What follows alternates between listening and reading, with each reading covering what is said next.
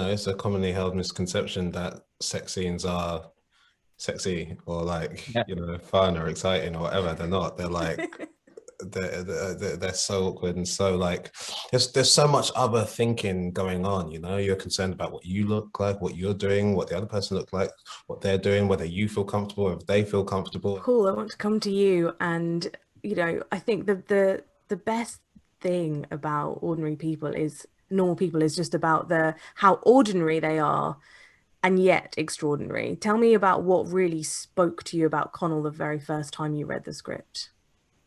Yeah, I think from the first couple of pages I read the novel just as the audition came in, and it's kind of one of those pieces of source material that I became incredibly scared of straight away because it was very identifiable. And I think when something is identifiable, you kind of recognize yourself within it and go like, oh, Yeah.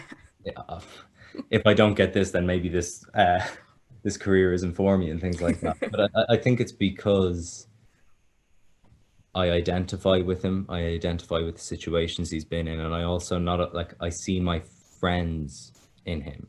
I see people who I love and care about within the kind of capsule of him. So it was kind of, it was totally, I just recognized the kind of heart and soul of him very quickly.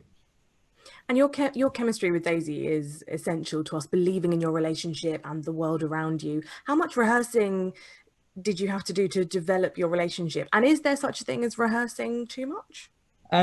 Yeah, I think we worked with the wonderful director Lenny Abrahamson on the first block, and we didn't do a huge amount of say like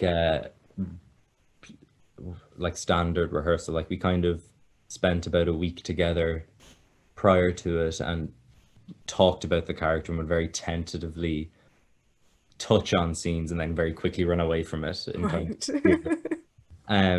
But yeah, I think it was more so a kind of chance for me and Daisy to meet, see each other. But we had done a chemistry read before it, so I think there was a kind of understanding that we would work together well, and I could not have asked for a better partner for that show. Yeah. It must have been really special having Michaela always on set as director, writer, actor. How did that aid your process and understanding of the character and the story? Yeah, it's dope. It's obviously dope. Like as actors, often like so much of the work on, like, you do all the preparation work you can before you turn up on set. You learn your lines, you kind of come up with ideas, whatever.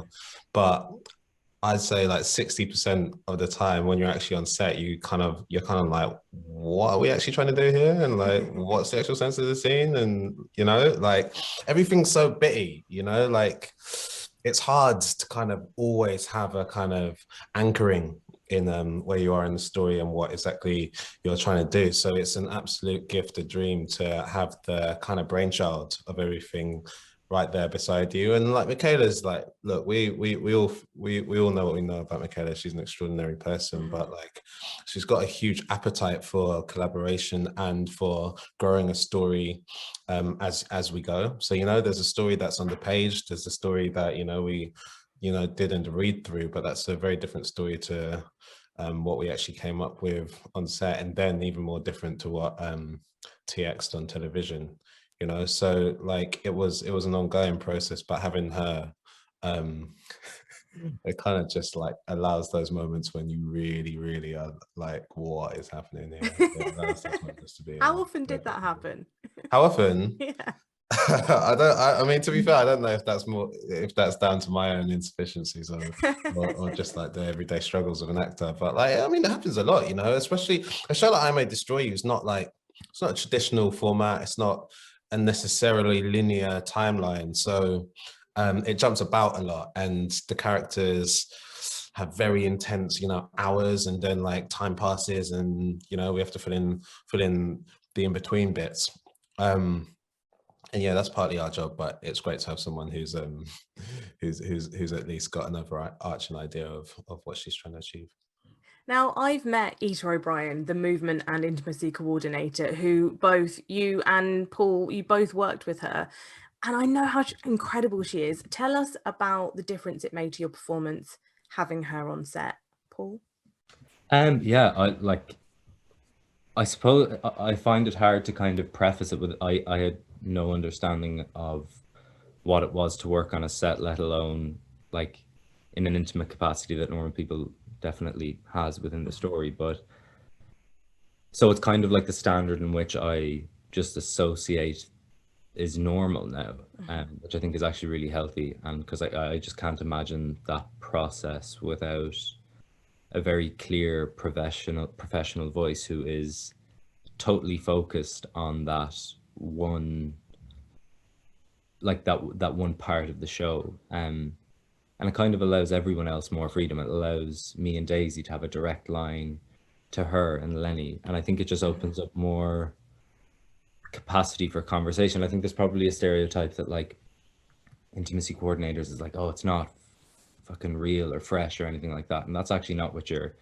chasing in those situations, or definitely like you're actually looking for to begin those scenes from a place of comfort and be as confident as you can be within that. And I think Ita was just so wonderful and intuitive with how me and Daisy like to work. So I just I hope, and I think we are seeing it becoming a more steadfast position on sets now, and I think it's vital, to be honest. Yeah, Papa, was your experience similar? Yeah, totally. I couldn't agree more, if I'm honest. Like, you know, it's a commonly held misconception that sex scenes are sexy or like, you know, fun or exciting or whatever. They're not. They're like they're so awkward and so like there's so much other thinking going on, you know. You're concerned about what you look like, what you're doing, what the other person looks like, what they're doing, whether you feel comfortable or if they feel comfortable. And like I feel like without an intimacy coordinator, you're really kind of like heading out into the desert and hoping you don't starve, you know. Like it's wonderful to have someone whose total focus is on protecting that space. And like just like, yeah, it's just like it kind of like Paul says, it's not about interrupting the spontaneity or how organic the process is. It's about like ring fencing an area for you to feel safe to kind of play and to do the scene, you know, so you can actually like focus on what the scene that is written down is, and you can focus on the other person as a character because you're not worrying about whether they're feeling uncomfortable or whether you're feeling uncomfortable, you know. So it's just like sets the rules in a really clear way that allows you to feel more relaxed. And therefore makes it just, for me, way easier to do the job, because I've had instances before where we haven't been given that kind of space, and like there's so much kind of like there's subconscious communication that you're hoping is happening, but you don't want to be misinterpreted or whatever, you know. So yeah, Ita's amazing. She's like a completely unique personality. She's got a fantastic way of working and of putting people at ease, and she like gets involved herself, you know. So you're never going to feel like an idiot because she's gonna make an example of herself before you'll have to.